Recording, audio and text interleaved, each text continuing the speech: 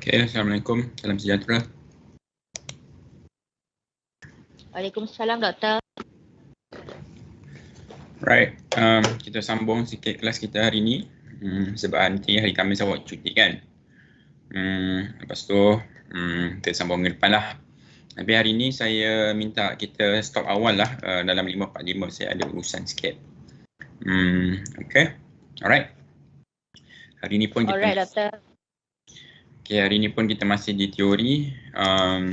Tak ada calculation sangat. Minggu depan baru kita masuk ke shallow foundation, which a lot of calculations to do. Okay.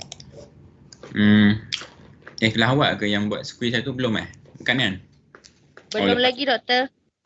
Lepas topik ni baru quiz lah. Okay, semua sihat? Sehat, Doktor. Sehat. Okay. Sehat, Doktor. Sehat, Doktor. Okay, good. Alhamdulillah. Alright. So, subsoil exploration or soil investigation SI. Okay. So, awak dah belajar macam-macam masa tahun 2, tahun 3. Awak belajar pasal soil particle size distribution. Okay, awak belajar pasal cohesion, unit weight. Awak belajar pasal strength, shear strength. Okay. Volume, semuanya lah, specific gravity, apa semua. So macam mana awak nak tahu sifat tanah tu? Well, there's no other. Well, at the moment there is only a way to do subsoil exploration. Okay, so regardless whether awak buat physical ke, awak buat numerical ke. Physical means you take the sample out from the ground. Okay, awak ambil soil sample tu daripada tanah dan awak bawa ke lab, okay, dan awak buat uji kaji sama ada ataupun awak boleh buat uji kaji dekat situ juga, in situ test, it depends. Ataupun kalau sekarang dunia dah maju, awak boleh fly drone, okay, maybe drone tu awak boleh analyze, okay, using radar, using 3D sensor, using X-ray, okay. Awak boleh tahu terus tanah tu tanah apa. But as far as I know, that is not something very accurate at the moment. But later on, who knows, kan? Sekarang ni pun kalau dulu awak nak scan, awak fikir awak nak apa? Dan kalau zaman dulu awak nak tahu temperature, awak letak tangan kat dahi. Awak cakap, oh dia ni demam.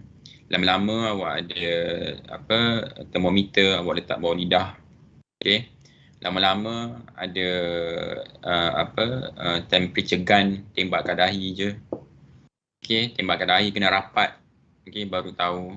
Tapi lama-lama awak pergi kat airport sekarang, awak diri depan komputer je, dia dah tahu dah satu badan awak punya temperature. Macam dalam apa? Terminator tu, yang jahat tu kan. Kan mata dia boleh nampak kalau ada heat. Di zaman awak ni awak tak tengok kot Terminator.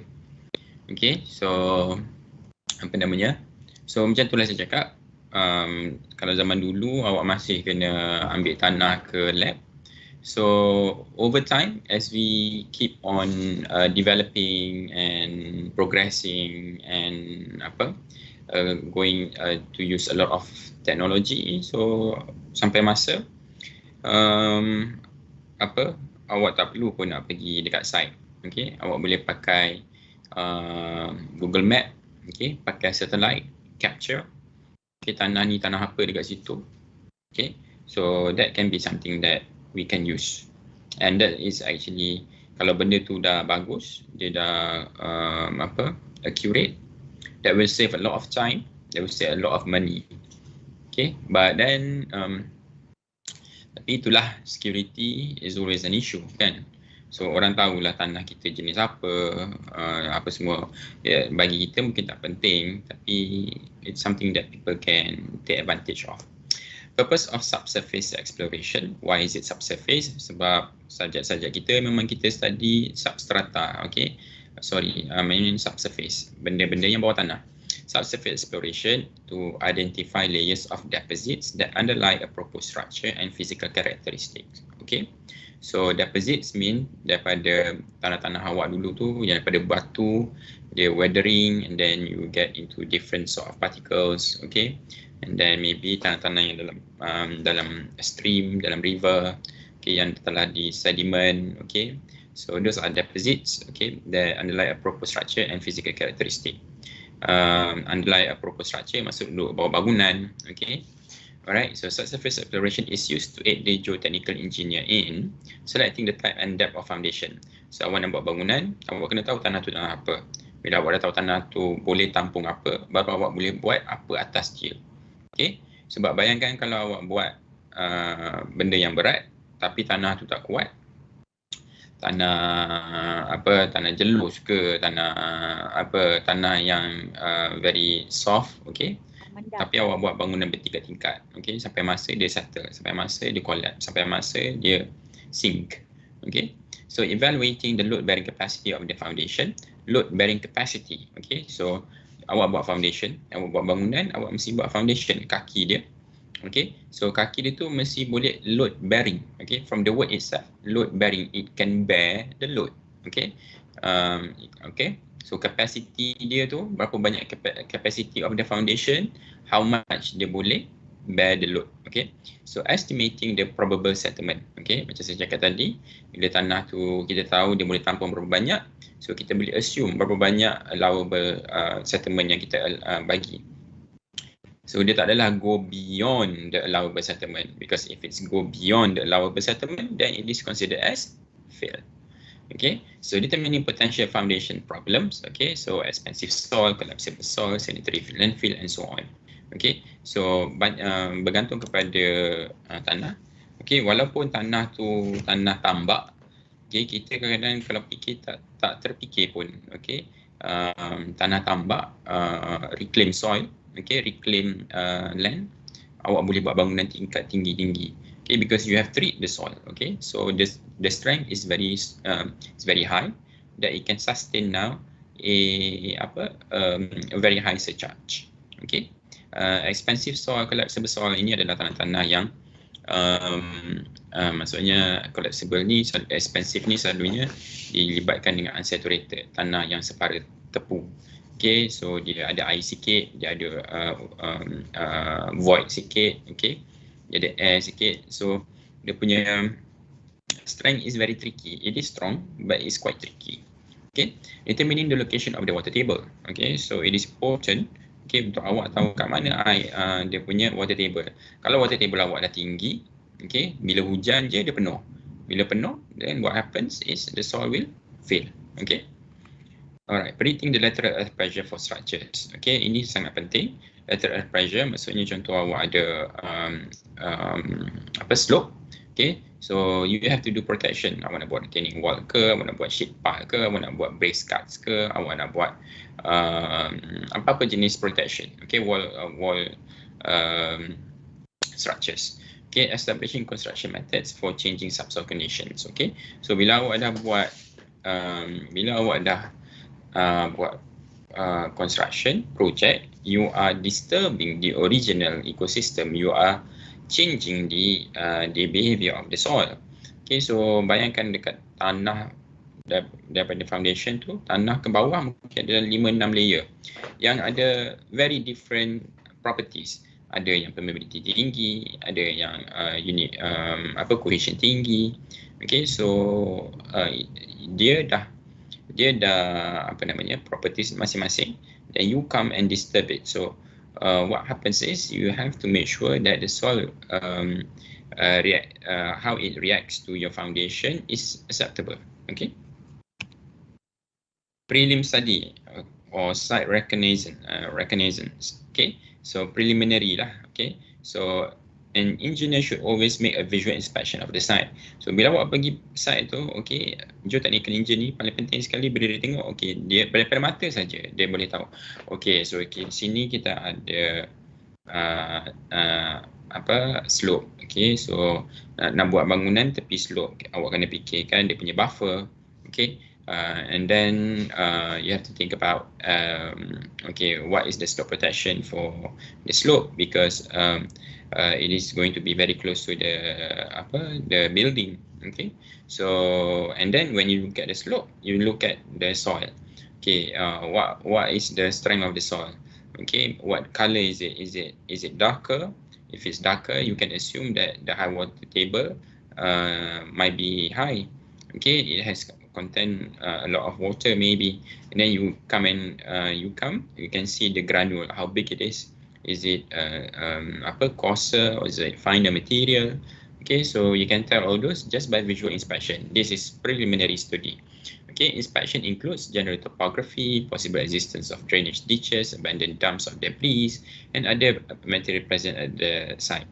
Okay, tengok longkang pecah ke tak. Okay, kalau longkang pecah, air itu ke mana? Okay, because if the drainage is damaged, okay, so you understand the water does not have where proper direction to go, so it will seep into the soil and disturb the soil strength.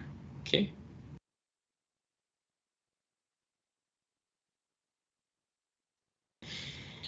Visible soil stratification from deep cuts. Okay, so when you cut, you can see stratification. Stratification means layers. You can see different layers of soil.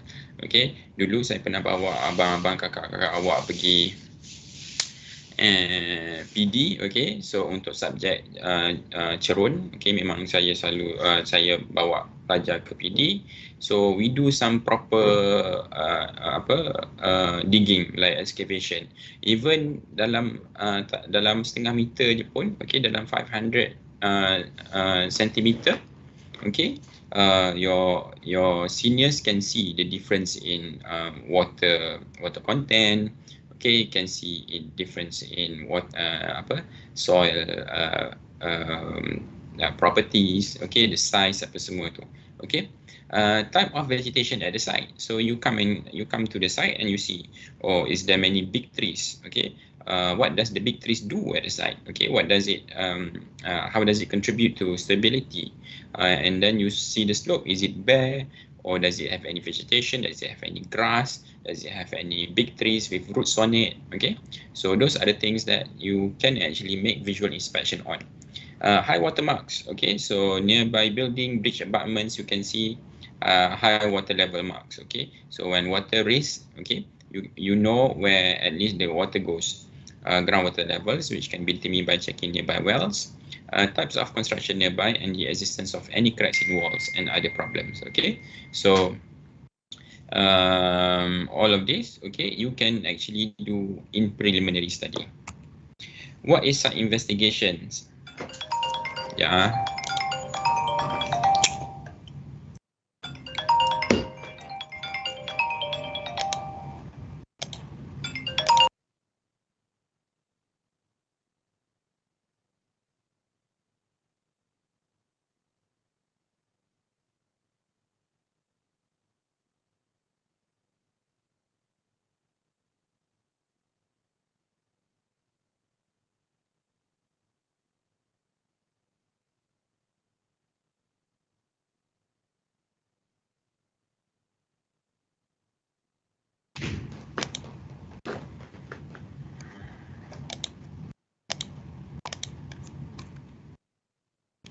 Okay, ada ke ni?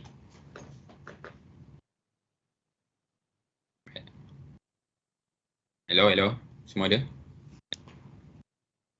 Ada. Okay, so site investigation, SI, okay, so includes planning, making test boreholes and collecting soil samples at intervals for observation and laboratory tests. Why intervals? Kenapa awak kena ambil tanah tu secara intervals? Any idea?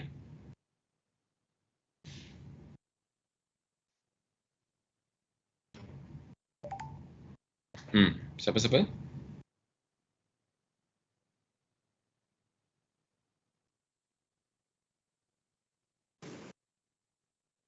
Why is it intervals? Okay, firstly, what do you think? How deep can a borehole can go? When you go to the site, okay, and then you want to take some soil samples, okay, how deep can the boreholes go?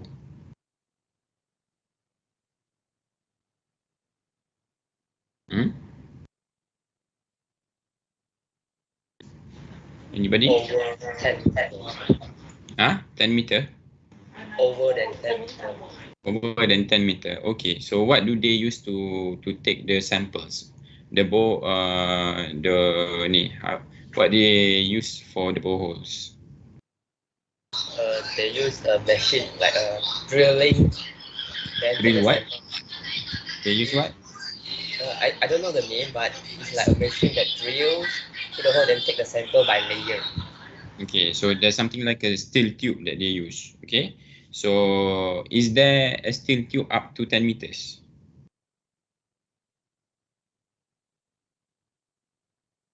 Yes, they can attach by part. Yeah, So, okay. So they have to attach. There is not exactly 10 meter length of a steel tube that you can use. Okay, so that's why it's intervals. Okay, so imagine lah, katakan kalau awak nak masuk sampai 30, imagine if you want to go down to 30 meters. Okay, do you use 30 meter steel tube? Awak nak bawa pakai apa? What can you use to bring the steel tube to the site with 30 meter length? You can manufacture it at the factory, but then the steel tube, how do you bring it if it's 30 meter length? Okay, panjang lori berapa? Panjang trailer berapa? No one knows. 12. 12. Okay, so imagine awak nak sampai 30 meter, ada ke? Okay, so that's why they use sections. Okay, sections of steel tubes. Okay, so they make intervals. Okay, so they masuk, okay, maybe 6 meters, 6 meters, 6 meters, and they take the soil out.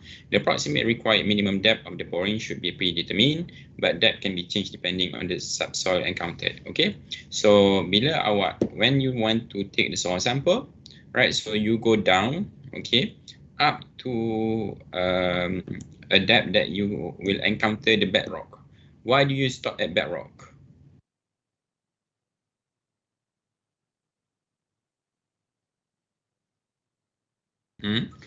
Because stable is a rock, is hard. Because what? Stable? Yeah, when it's a rock, then it's hard. So if the piles on the rock, then it will stable. So it will not settle. Yeah. Okay. All right. Very good. So what you do is, whenever you encounter bedrock, you can stop drilling. Okay. Because later on, when you want to do the let's say piling or whatever, so you can socket your pile to the bedrock. Okay. So that will save a lot of concreting, because let's say you want to do bore pile ke apa ke, if you want to save, you will want to cut costs on concreting. Okay, so whenever you encounter bedrock, so you just drill a little bit of bedrock, you concrete, you pour down the concrete and make sure the bore pile is connected to the bedrock. So you save a lot lah, and then bila dia dah connect to the bedrock, okay, so nanti dia tak akan bergerak lah. Okay, so the minimum depth of core boring into bedrock is 3 meters. Deeper core boring may be required if the bedrock is weathered or irregular. Okay, also katakan bedrock tu is not even big. Okay, it's just small boulders ke, so sometimes it's false alarm. So that's why you need to keep boring. Okay, you have to bore 3 meters down the bedrock, because let's say if you just bore until 2 meters, okay, or 1 meter, actually it's just a small bedrock. Okay, so it's a false alarm. It's not even a big bedrock. So that's why you have to do minimum of 3 meters. If it's still bedrock, then you are good to go. Okay, very good. Okay, so these are the soil samples. So ni lah when you go into rock coring. Okay. So you see those size, okay, those are how the steel tubes are, okay. All right, so this is actually connected, okay. So let's say this one, top one, and second, third, macam tu, okay. All right, there are no hard and fast rules for borehole spacing, but this table gives us approximate values, okay. So depending, spacing of boreholes. So katakan you want to do 1-story industrial plant, so maybe 20 to 60 meter spacing of boreholes. So these boreholes, okay, determines, okay, dekat sini tanah apa, so dekat sana tanah apa, because you can tell that in a big area, the soil can never be the same. Okay, so that's why you have to make boreholes. But okay, sometimes contractors can be very apa namanya? They can be very well, trying to cut costs. Okay, dia janji dia buat 1, 2, 3 borehole dah cukup. But the best is actually to check the spacing. Okay, so how many boreholes that you need. Okay, sebab boreholes pun bergantung. Kadang-kadang satu can go up to 20 to 30k satu boreholes. Okay, because one is they go down, and number 2 is actually the access to do the boreholes. Katakan kalau dekat slope ke, awak kena masuk hutan ke, you have to pay more for the contractors to make the boreholes. Okay, right. So macam awak tengok ni, nampak ni water tank, ni landslide area, ni apartments. Okay, so awak dah ada apartments kat sini. So nampak tak landslide area kat sini? So you make a lot of borehole because you want to know what kind of soil, and then this is definitely to apa namanya, to do some numerical analysis to see how strong the soil the slope is. Okay, exploratory boring in the field. The common method for advanced boring is the continuous fly auger. To advance depth of the hole, the auger continuously has sections added. Okay, so continuous fly auger ni, dia panggil apa ni? Bucket. Dia drill lah. Okay, so you keep on continuous drill. Masa dia drill tu dia akan akan add the sections. Okay, then you can take the sample out. Okay, exploratory borings in the field. Okay, as you can see, this one yang ini adalah lain. This one is not for sampling. Okay, so this one is actually to the drill. Okay, and then as you can see, they leave out concrete. Okay, and then you can put the part in. Is that the part? I may have it. The slide is not moving. Because what we see is Jap. Okay, mana? Ni okay? Ya, sudah okay. Tadi dia dekat site investigation saja. Okay. Ni lah internet. Okay, jap.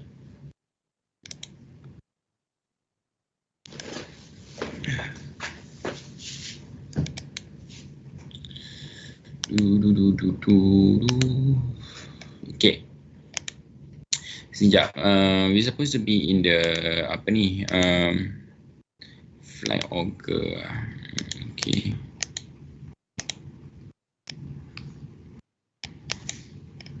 Flat auger. Okay, nanti saya check balik gambar ni. Saya lupa dah gambar ni. Is on what? It looks like auger tapi itulah, nanti saya check balik. The flat auger brings the loose soil from the bottom of the hole's surface. The driller can detect differences in soil based on the speed and sound of the drilling. Solid stem auger requires frequent stopping and removing auger to acquire soil samples. Hollow stem auger does not require frequent stopping to remove samples. Okay, so these are different augers. Okay, augers ni selalunya dia punya drilling auger tu lah. Okay, so I think this is still untuk soil investigation. So what they do is they take out the soil sample. Okay, so they drill. Okay, and then they can collect the soil sample, and then you can do the test on the soil sample. Alright. So yang ni ada solid stem, hollow stem. Is all different way of doing it. Okay. And then exploratory boring in the field. Wash boring is another method of advancing boreholes. A casing of about 2 to 3 meter long is driven into the ground. Okay, and the soil inside the casing is removed by water. Foam being forced through the drilling rod. The result in soil sample along with water, foam traveling up the casing and being collected. Okay, so they use the foam. Okay, so you can get the soil samples. Okay, alright. Two types of soil sample can be obtained from subsurface sampling, disturbed and undisturbed. Okay, so selalunya yang undisturbed ni you have to secure it tightly, okay, you tutup ni dia punya tube ni macam lemang ni, and then you bring to the lab, and then you do the lab test lah. Okay, so normally is disturbed lah, so for undisturbed ni selalunya mahal sikit lah. Laboratory test for disturbed soils, grain size analysis, determination of liquid and plastic limits, specific gravity, determination of organic content, classification of soil. So these are all apa namanya, soil properties. Okay, so procedures for sampling of soil. Disturbed sample cannot be used for consideration hydraulic conductivity or shear strength. Okay, sebab selalunya disturbed ni awak nak tahu jenis apa, macam tu je. Tapi untuk strength apa semua dia dah tak boleh. For strength, you cannot use disturbed because the strength, the original strength is no longer there. Okay, so only undisturbed samples can be used for this test. Okay, consideration hydraulic conductivity. Hydraulic conductivity is your permeability. Okay, like I said, you know, when you open the tube ni, so it looks like this lah. Okay, so you can see the difference in soil layers, right? Split spoon sampling. Okay, standard split spoon sampler, generally samples are disturbed. Several factors contribute to the variation of the standard penetration number and at a given depth for similar soil profiles. These factors are SPT hammer efficiency, boreholes diameter, sampling method, and rod. Okay, I'm not going to touch a lot on this. You carry on reading about soil exploration, and most of your quiz, your first quiz will be on soil exploration as well as soil properties yang hari tu. Okay, alright, so I'm not going to touch this. This is just the method to do it. Okay, berapa berat dia, okay, how much its weight, and then how many times do we have to blow. You will see whenever they put N is all number of blows. So standard penetration number, the SPT, and everything is all depends on your blows, and then you can know the blows will determine the type of soil. Okay, the soil sample recovered from the tube is then placed in a glass bottle and transported to the laboratory for testing. Okay. So you see this one. So these are all the apa namanya, the SPT procedures. Okay, sampling with a thin wall tube. Thin wall tubes are sometimes referred to as shelby tubes made of seamless steel, frequently used to obtain undisturbed clay soils. These tubes can be attached to drill rods. Samples may be used for consolidation or shear test. Okay, so sampling using thin wall tubes. This is piston sampler. Very soft undisturbed soil samples or samples larger than 70 to 76.2 millimeter. Piston samplers prevent this issue. Samples obtained in this manner are less disturbed than those obtained by shelby tubes. Okay, so like I said again, study this sort, the types of soil exploration. Okay, then will be very useful for you in the quiz. Okay, observation of water tables. Okay, so when you do the boring, okay, you take the soil sample, okay, you may encounter water tables. Okay, from there you can know the height of your water tables from the ground. Okay, so the depth of water table. Okay, so a water table near a foundation significantly affects the foundation's load bearing capacity and settlement. Okay, so because when you have water, your soil become less stronger. Okay, so it is weaker, right? So how much does it the capacity of it to how much can it bear load? Okay, and how much will it fail at some point to have settlement. The water level will change seasonally, okay, especially in Malaysia. You all know that our rainfall is seasonal, okay. So when you have rainfall, what happens is the soil will seep into the water will seep into the soil, okay, and at some point it can affect your groundwater table. It is important to establish the highest and lowest possible levels of water during the life of a project, okay. In soil with hydraulic conductivity, the level of water in borehole will stabilize about 24 hours after completion of the boring. Okay, so because you bore, okay, so you have disturbed the water level. Okay, when you disturb the water level, the soil will have hydraulic conductivity, which is your permeability, which is the ability of soil to allow water to pass through, okay, to seep through. Okay, so from there, it is better for you to monitor the water level. Okay, and the water can stabilize after 24 hours.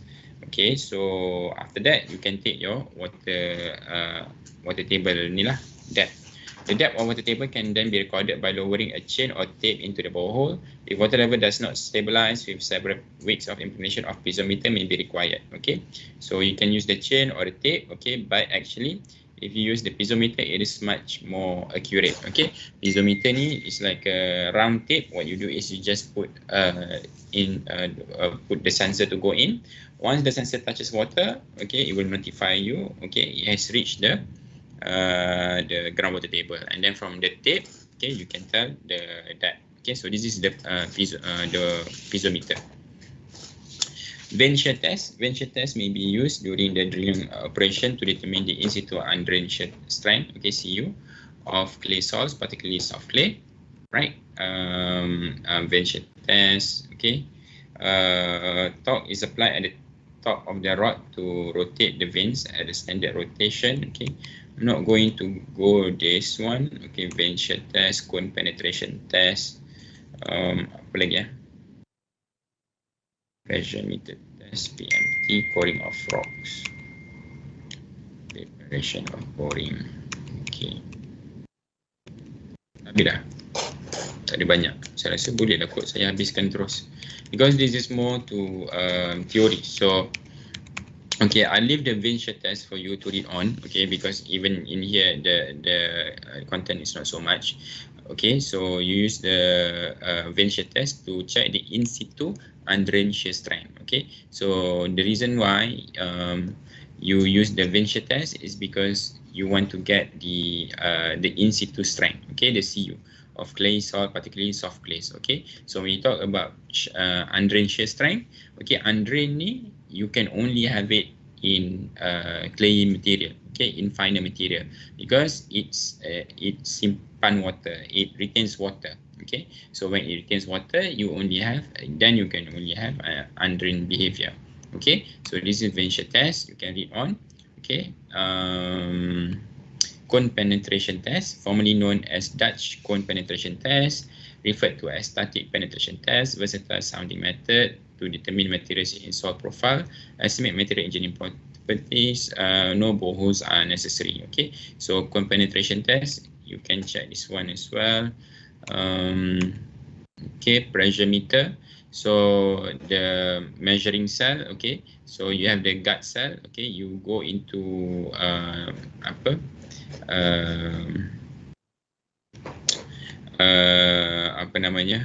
into borehole.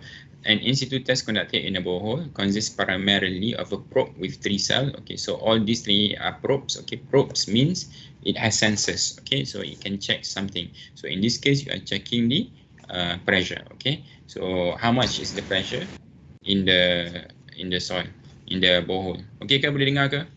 Clear lagi ke? Boleh. Okay, alright. Saya laju-laju ni sebab memang teori, which actually you can read on by yourself, but I'm just giving some overview lah. Okay, but later on you have to read on yourself about all this. Okay, consists primarily of probe with 3 cells, top and bottom ones are gut cells, the middle cell is measuring cell. Okay, so the most bottom one is the measuring cell, tapi the gut cell must be there, okay, to guard your measuring sensor. Okay, the measuring cell volume V0 is measured and the probe inserted into the borehole, pressure applied increment and the new volume of the cell is measured. Okay, so bila dah ada pressure, you read on, okay, and you can tell the changes in the pressure. Soil is considered to have failed when the total volume of the expanded cavity V is about twice the volume of original cavity. Expanded cavity, okay, it's about twice the volume of original cavity. If the cavity you have twice expanded cavity, okay, Nanti saya tengok balik lah ayat yang last ni. Okay. Alright. So pressure meter test, PMT, theory of expansion of an infinitely thick cylinders determines the pressure meter modulus, EP of the soil. So this is just equations. Okay. Coring of the rocks. Okay. So sometimes bila awak bore, okay, so bila dah sampai batu, you have to change the head, okay, the coring. Okay. So sebab mata coring tu dia lain. Okay. So sama macam awak drill dinding, okay, bila awak drill dekat konkrit lain, bila awak drill dekat batu lain, bila awak drill dekat tiles lain, okay, you use different heads. Okay. The same thing when you are coring, okay. Kalau tanah lembut awak pakai coring biasa, bucket biasa. So bila sampai dekat coring rocks, you have to use sharper ni core barrel, okay. So rock coring may be necessary when a rock layer is encountered. Rock barrel is attached to a drilling rod. Okay, so atas tu adalah drill, bawah tu adalah core barrel. Dia barrel sebab dia memang macam bucket, macam barrel KFC tu. Okay, dia bentuk macam tu, cuma kat ujung mulut tu dia ada mata dia. Okay, so coring bit is attached to the bottom of the barrel. Okay, the coring is advanced by rotary drilling, so it will rotate, okay, and make a drilling ni lah motion. Water is circulated through the drilling rod during coring, and the water is washed out. Okay, so water will help to for the coring. Okay, two types of core barrels are available, which is the single tube or double tube. Okay, okay. So as you can see, drilling rod, okay, yang attached ke atas, and then the core barrel. Okay, so this is actually rotating. Okay, rock. Okay, core lifter. Coring bit, okay, so it will actually berpusing, okay, and then dia akan ni lah, it will cut through the rocks, okay, and then you can take the rock sample, okay. Alright, rock cores obtained by single tube core barrels can be highly disturbed and fractured because of torsion. The flame quantities can be calculated based on length of recovery, okay. Coring of rocks, okay, so RQD is a rock. What is RQD? Rock quality. Rock quality. What is D? Is it density? You have to check that one. I forgot. RQD. Okay. So these are the RQD for the rock. Very poor, poor, fair, good, excellent. So 1 is excellent. Okay. I need to check the RQD. My apology. Okay, highly fractured rocks recovery ratio may be 0.5 or smaller. Recovery. Okay, alright. I'll get back to this one later. Okay, so boring logs. Okay, saya terlupa untuk IDP awak, saya dah bagi. Oh, tadi awak kelas IDP kan dengan Dr. Nizam? Okay, alright. Tadi awak kelas IDP kan? Ya, Doktor, IDP. Okay, alright. So awak dah faham dah site tu? You have been given site kan? Okay, so awak dah ada site. Okay, so awak kena develop your building. Okay, so the next one what I'm going to give is some bollocks. Okay, so all of these bollocks you will use for your project. Okay, so daripada bollock tu lah awak tentukan tanah jenis apa, and then you determine what foundation to use for your building and stuff. Okay, so boring logs tu nanti you can see the boring log how it is actually looks. Okay, the boring logs usually it shows the depth and then the soil. So depth, soil type, soil type. Okay, and there can be few sheets lah, ada beberapa helai because the bollock will be long. Okay, detailed information gathered from each borehole presented in a graphical form. Logs have to be attached to the final exploration report submitted to the client. Okay, so bollocks is very important. Whenever you submit final soil exploration SI report, you put the bollock in. Okay, because even at some point nanti bila awak nak buat bore pile, nak buat concreting, you will go to the bollock again because you want to know what sort of soil. Okay, even when awak dah buat bangunan pun, kalau awak nak buat extension, you might have to check your bollock again to know okay how much the land can sustain for extension. Okay, awak tak boleh main suka-suka je nak tambah. Okay, you have to check okay how much the soil can actually bear the load. Okay. Geophysical exploration. Several types of geophysical exploration technique permit a rapid evaluation of subsoil characteristic. Okay. Rapid coverage of large area and less expensive than conventional exploration by drilling.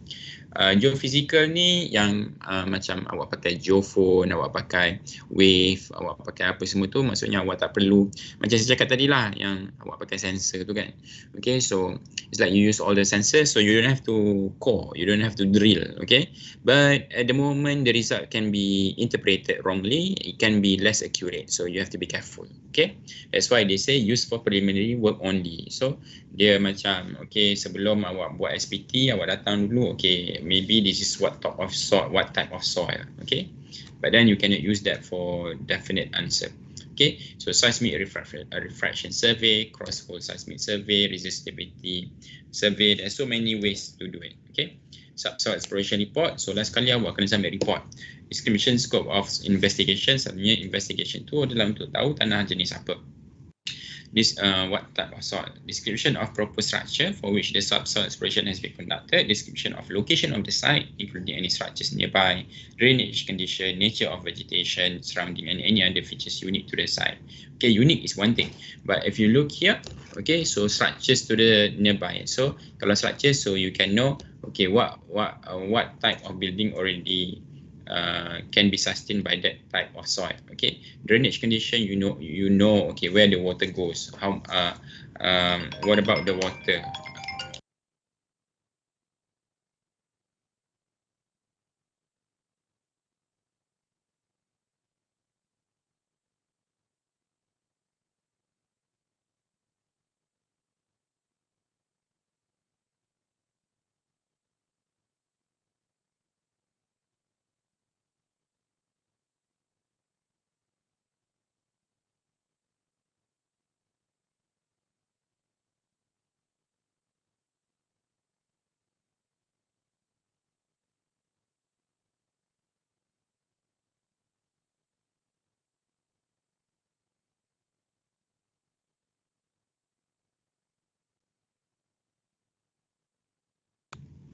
Okay, alright. A description of the geological setting of the site.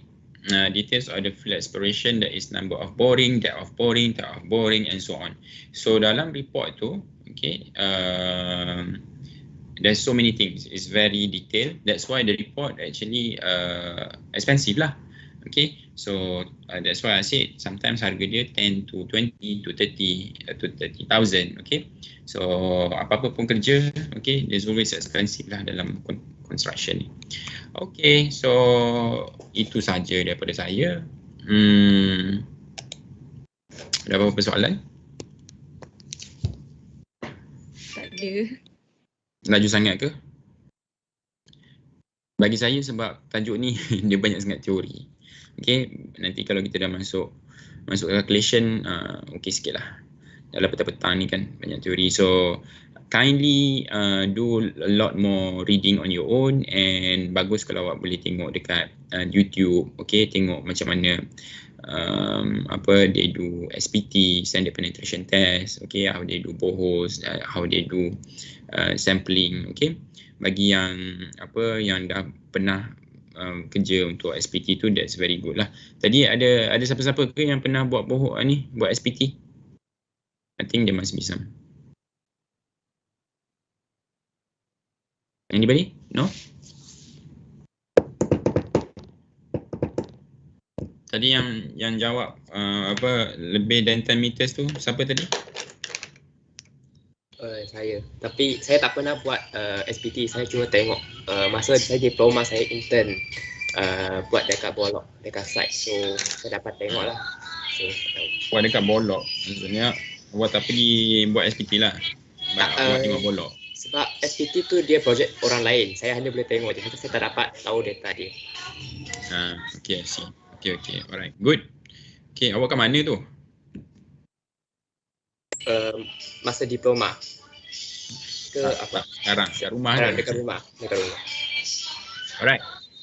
Okay, alright. So sekian saja daripada saya. Kita jumpa kelas awak ada lagi. IDP dah tak ada juga kan minggu ni kan. So jumpa minggu depan lah. Kalau dengan saya lah. Kan? Dah tak ada dah kan? Kan ada lagi dengan saya? Tak ada kan? Okay, Tak ada. alright. Happy Deepavali, happy holiday. Jumpa nanti. Jaga diri, jaga SOP. Alright, Assalamualaikum dan selamat petang. Bye. Thank you, Doktor. Thank you, Doktor. Thank you, Doktor. Thank you, Doktor. Thank you, Doktor. Thank you, Doktor. Thank you, Doktor.